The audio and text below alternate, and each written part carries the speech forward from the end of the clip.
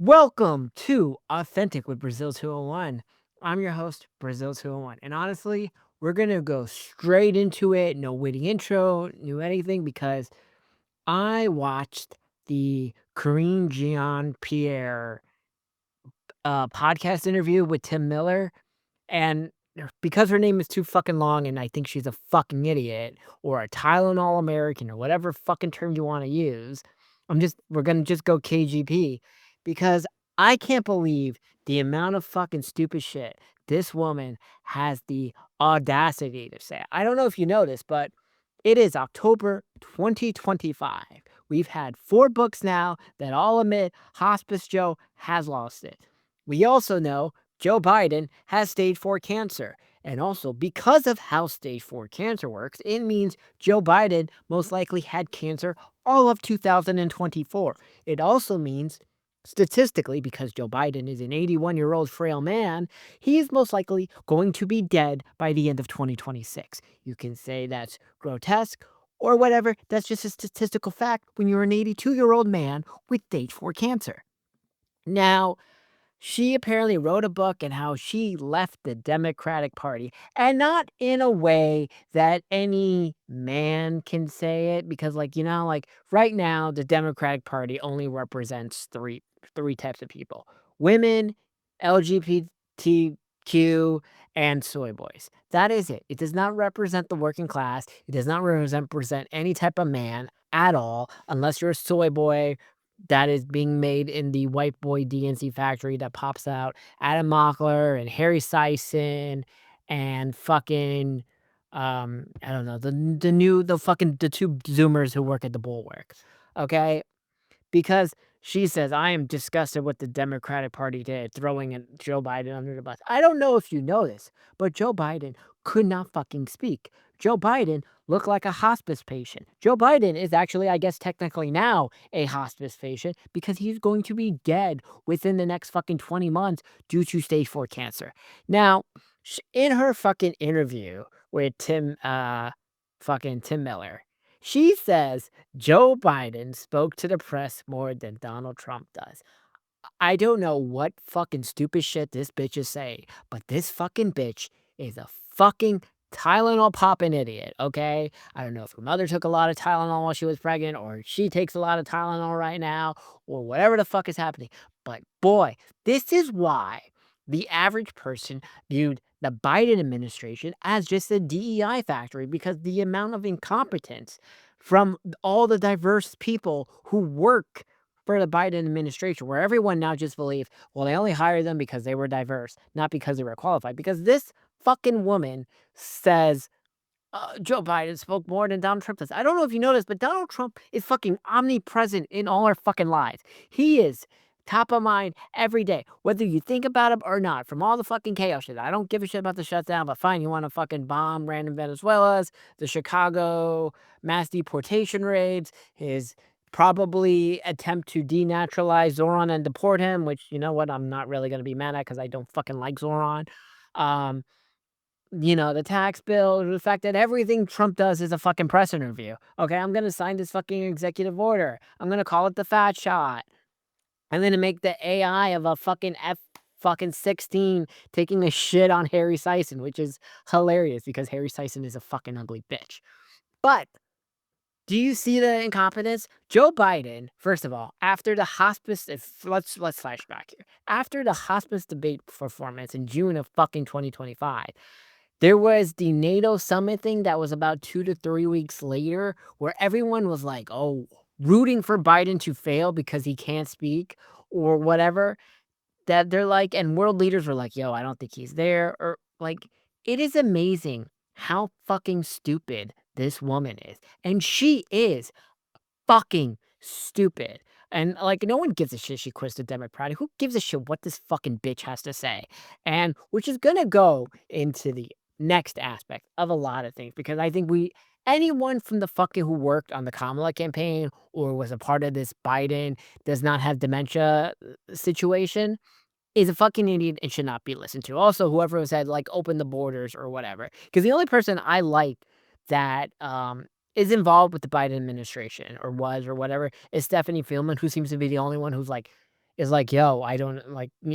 She's the only fucking person owning up to things, and I think everyone should subscribe to her Substack, follow her on Twitter and everything. She's the only honest person. But KGP is a fucking idiot. Kamala Harris, yes, has a fucking word salad problem. She also was an idiot in thinking, what do you mean? How do people not think I'm different than Joe Biden? I'm a black woman. I don't know if you noticed, but everyone kind of realizes a woman isn't going to be president.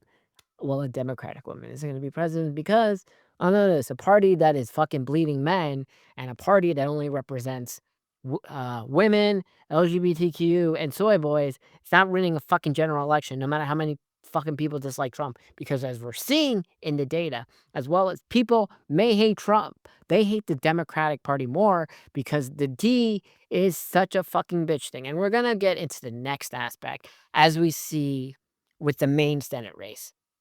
Now look, I like Graham Platner, okay, and he's very different than Zoran. He just seems like a normal guy, and wow, he said some mean fucking things on Reddit. He calls them I don't even know. Like, first of all, as someone who has worked in the entertainment industry for about, like, fucking 12 years now, and I remember when the cancel culture nonsense began, it kinda really began after Donald Trump's descent down the escalator, but was, like, really annoying the first 3 years of Trump 1.0.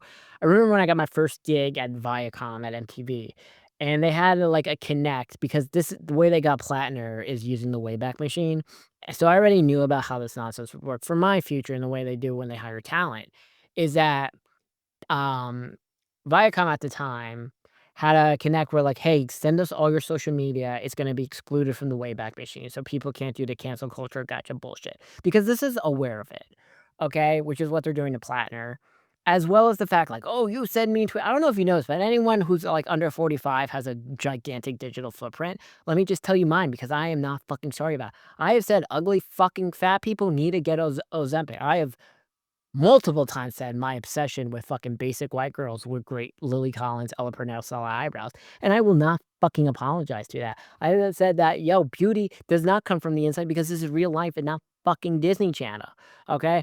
I've called fucking people retards, but don't worry, I don't say retard anymore. I say Tylenol American because that is way fucking funnier. I said offensive tweets, and when I got in the first gig of Viacom, they gave us a thing that deleted all our tweets before Donald Trump descended the escalator, because it always seemed like the cancel culture tweets things came from the 2012, 2013 era, where everyone was fucking racist online. And I know the fucking people with the Rachel Maddow haircut and the pronouns in their bio like to pretend they are the almighty virtue people, and they can do that all they want, and you know what? This is why the Democratic Party is probably never allowed to take power again, because you have, moral righteous snobs that are fucking losers that live in Bushwick and wear Zorn for America shirts, even though Zorn's not eligible to run for president. But what do you expect? American public schools are shit. Which is why, by the way, if I decide to run for Senate, I don't think I'm going to run as a Democrat. Also don't think I would run as a Republican. Because I think right now is so many people hate both parties, and I do think 26 is where, like, an independent can win. As we're seeing with Dan Osborne in Nebraska, the D is so fucking toxic because when you think of Democrats, you don't think of a party that's fighting for healthcare and all this bullshit. You may think it's fighting for healthcare, but the average person thinks they're fighting healthcare for illegals, right? But let's look at me what I believe. I do believe in universal healthcare for US citizens. I believe in, like, an AI dividend for US citizens. I also am 80-20 on every fucking issue across both political spectrum. I don't think men should be in fucking women's sports. I think the trans shit. Listen, you can transgender if you're over 18 and all the other shit, but no, this K through 12 transgender not shit and the sports thing is a fucking 80-20 issue. So is Israel now, by the way. Israel is also now an 80-20 issue. I don't think you should fund any foreign country, whether it's Israel or the rebuilding of Palestine or Ukraine or whatever. That is another thing. I think it's up to women to decide when they should get an abortion. I also think it should be up to the women elected officials to decide what should be the rule for the 50 states. Very simple. I am also a person who believes in talking common sense. I don't care about your offensive tweets at all. I don't care if you call the fat bitch who is fat a fat bitch. Okay? Factual statements are factual. I do not give a shit. Okay? We all know vegans are fucking insufferable. 'Cause it's amazing that if you run as a Democrat, you have to pass this bullshit purity virtue signaling test where you basically have to be this insufferable fucking vegan bitch from Brooklyn. But if you run as a Republican, you can be as racist as you want, which I also don't think is okay, but you can be more offensive. Everyone just accepts it. Or if you run as an independent, I think you're just allowed to do whatever you want. Guess what? I don't think Chuck Schumer's old ass should be fucking Senate Majority Leader or Senate Minority Leader or any type of leader. I also don't think that fucking 78-year-old woman in Maine should be fucking running for office because statistically, all these people over 78 are probably going to be dead in 3 years. Which is why I hope Seth Moulton fucking beats Ed Markey. I hope Platner fucking wins in Maine. I hope I fucking beat Cory Booker's not old. Cory Booker's just he's an APAC funded vegan who's a cornball, who's bald, who his new fiance looks like his old ex-fiance. Kind of weird, but don't worry. I understand. I have an Ella, like all the white girls I'm obsessed with kind of look like Ella Purnell, Lily Collins. They're kind of the same basic white girl thing, so I get it. Like, look, okay, Ella Purnell, Paige DeSorbo, Lucy Hale, Lily Collins, Emma Mackey, Caitlin Collins. Who else am I thinking of? That hot New York Post chick, that hot Free Press chick. You get it. I have a type. I will not apologize for that. Okay? Hashtag suck my dick. Anyway, oh yeah, or then I've been in the fucking DMs on Instagram of every fucking hot white girl in Manhattan. Put in the fire emoji or the eyes thing. I don't care. Okay? I'm just saying, facts. Okay? But KGP is a fucking idiot. I hope Platner fucking wins. I hope Cuomo fucking wins. But I know Cuomo's not gonna win at all. Cause Cuomo, my fucking issue with the Cuomo campaign is because I wanted Cuomo to win, but Cuomo does not deserve to win at all. He thinks he's entitled to Curtis Stilwell voters, which is fucking amazing because he has done no type of outreach at all to Republican voters. He's just like, I'm not Zoran, you have to vote for me. That's not how that works, Cuomo. You have to earn people's fucking vote, okay?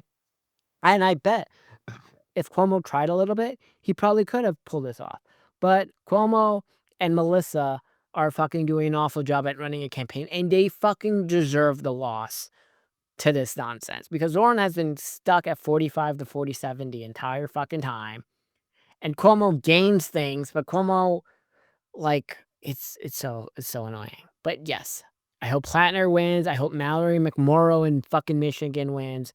I hope Osborne wins. I hope I win if I decide to run. I'm shooting a show right now, so I can't do anything about that. So I won't decide that, but I do hope I win. I understand Sherrod Brown and Roy Cooper are the only correct choices in Ohio and fucking North Carolina, but the issue is that D is fucking toxic.